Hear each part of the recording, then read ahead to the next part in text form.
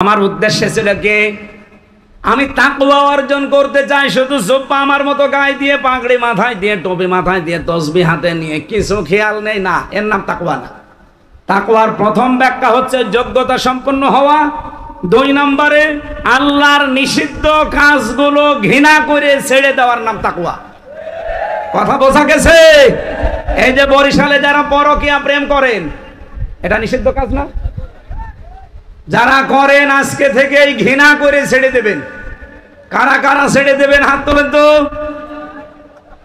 এই দাদা, কার সাথে লাইন আছে আপনার? এদিকে আসেন, আসেন। মুখে দাড়ি নিয়ে আপনি লাইন করেন মানে? না, আপনার হাত তোলা ঠিক হয়নি। আপনি হাত তুলতে গেলেন কেন?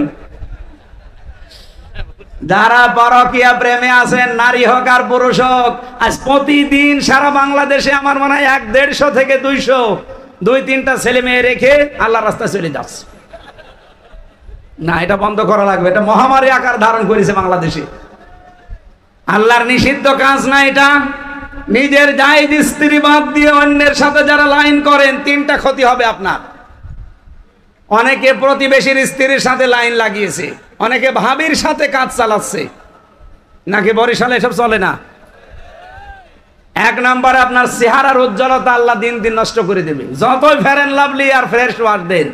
2 নম্বরে আপনি যখন মারা যাবেন তখন আপনার ঈমান নসিব হবে না, আপনি বেঈমান হয়ে মারা যাবেন।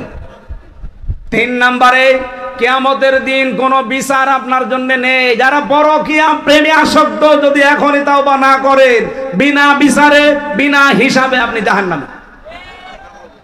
এরপরও যদি কেউ এই নিষিদ্ধ কাজটা না ছাড়েন, খালি জুব্বা গায়ে দিয়ে নামাজ পড়লে আর কোরআন পড়লেই তাকওয়া হবে?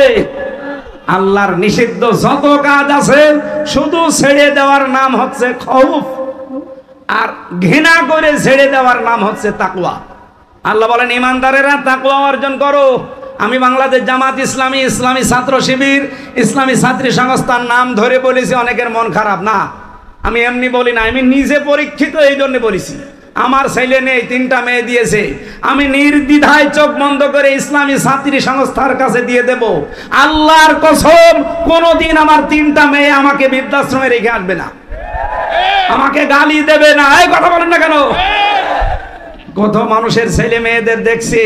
এই যে কয়েকদিন আগে রাজশাহী, ট্রেনের নিচে বাবা মাথা দিয়ে মরে গেল, অথচ ছেলে মেয়ে 4টা, 2টা ছেলে 2টা মেয়ে। আপনি এমন সন্তান কেন তৈরি করবেন? এই জন্য গ্যারান্টি দিয়ে যাচ্ছি, এরকম একটা দল আমরা বাংলাদেশে পেয়েছি, আছে। জামাত ইসলামীতে দিয়ে দেন, আপনাকে একটা বিশ্ব লাইব্রেরিতে পড়ার সুযোগ করে দেবে। আপনি মূর্খ মানুষ, তাতে কি আপনাকে ভার্সিটি পড়ার যোগ্যতা অর্জন করিয়ে দেবে। সুবহানাল্লাহ বলতে পারেন নাই? আর ইসলামী ছাত্র শিবির, এটা আল্লাহর একটা নিয়ামত। আপনি দিয়ে দেন নির্দ্বিধায়। কসম, কোনদিন এই সন্তান মাথা উঁচু করে আপনার সাথে কথা বলবে না। ও জানবে যে আল্লাহর পরে আপনার স্থান, কারণ প্রতিদিন তারে 9টা করে ঘর পূরণ করা লাগে। আমি আশা করছি এভাবে 6 মাস আপনি একটু পূরণ করেন, দেখবেন আল্লাহ নিজেই আপনাকে যোগ্যতা সম্পন্ন করে গড়ে তুলবে। এই জন্য তাকওয়ার মানে শুধুমাত্র, আবার বলছি, শুধু জিকির করা না, শুধু জুব্বা গায়ে দেওয়া না। তাকওয়া মানে নিজেকে যোগ্যতা সম্পন্ন করে গড়ে তোলা। আল্লাহ বলেন, ইত্তাকুল্লাহ, নিজেকে যোগ্যতা সম্পন্ন করে গড়ে তোলো। ওয়াল তানজুর নাফসুম মা কদ্দামাত লিগাদ। কিভাবে গড়ে তুলবা? প্রতিটি মানুষের উচিত আগামী দিনের জন্য তার পুঁজি কি, প্রস্তুতি কি, এটা যেন সে নজর করে দেখে। ঈমানদারকে আল্লাহ ডাক দিয়েছেন। এবার শোনেন, আল্লাহ রাব্বুল আলামিন ঈমানদারকে ডাক দিয়ে বললেন, ইত্তাকুল্লাহ, আমি আল্লাহকে ভয় করো। কি এটা? সেই জন্মের পর থেকে শুনছি তাকওয়া তাকওয়া তাকওয়া। কি এটা আমরা অনেকেই জানি না। এদিকে আধুনিক ব্যাখ্যাটা শোনেন। তাকওয়া মানে শুধুমাত্র আল্লাহর ভয় না, তাকওয়া মানে যোগ্য। কি বললাম? আপনাকে যোগ্যতা অর্জন করা লাগবে। সূরা নূরের 55 নম্বর আয়াতে আয়াতের ব্যাখ্যা পাবেন।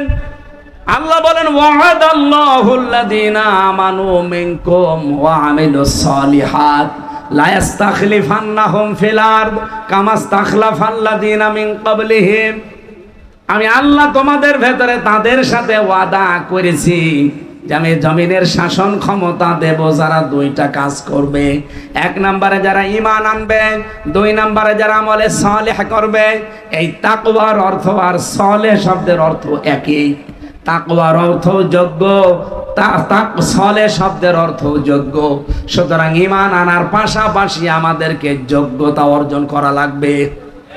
যে যে জায়গায় দায়িত্ব নেবেন ওই জায়গায় যোগ্যতা সম্পন্ন আপনাকে হওয়া লাগবে।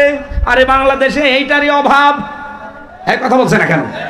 এই অভাব পূরণ করার জন্যই বাংলাদেশ জামাত ইসলামী, ইসলামী ছাত্র শিবির, ইসলামী ছাত্রী সংস্থা আল্লাহর কসমেরা মন থেকে এই কাজগুলোই ডেলিভারি দিচ্ছে।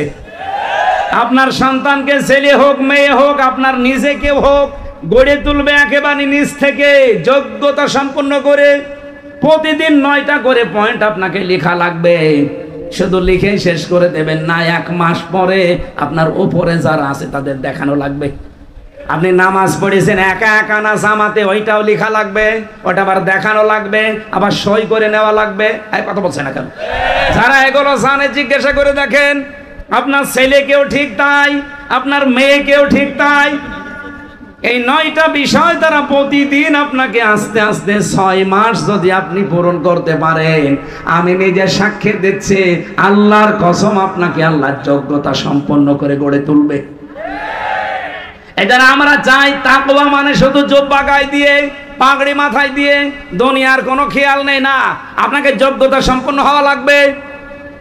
আপনি মেয়র হতে চান, মেয়র হওয়ার জন্য যে যোগ্যতাগুলো দরকার, বাইরের একটা মেহমান এসেছে মনে করেন, বাইরের মেহমানের কাছে অর্থনীতি নিয়ে আপনাকে আলোচনা করা লাগবে। ইসলামী অর্থনীতির পাঠ কয়টা আপনার পেটে বোম মারলে আপনি বলতে পারেন না।